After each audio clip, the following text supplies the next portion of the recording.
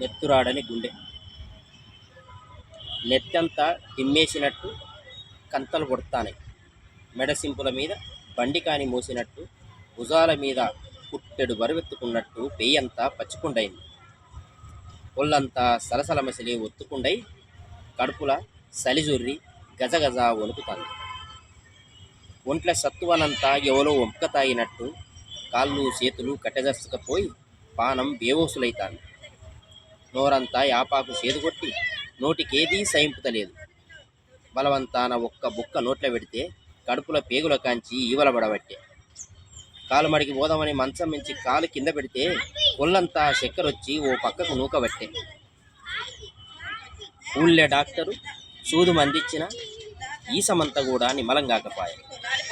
పొత్తు పొడవక ముందు నుంచి పొద్దు గూకేదాకా కోడి దువ్వినట్టు ఏదో ఒక్క పని చేసి మా ఇంటి ఇగురం మంచాన పడ్డది.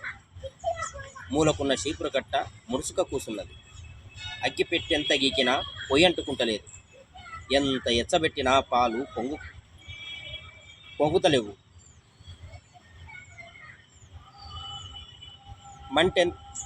మంటెంతగేసినా బియ్యం ఉడుకుతలేవు. నానబాలబడతానే. తలుపు రెక్కలు బిగుసుకుపోయి ఎలుగు కూడా మా ఇంట్లో కొత్తలేదు. ఎందుకంటే జబ్బు చేసి నెత్తురాడని గుండైంది మా ఇల్లు.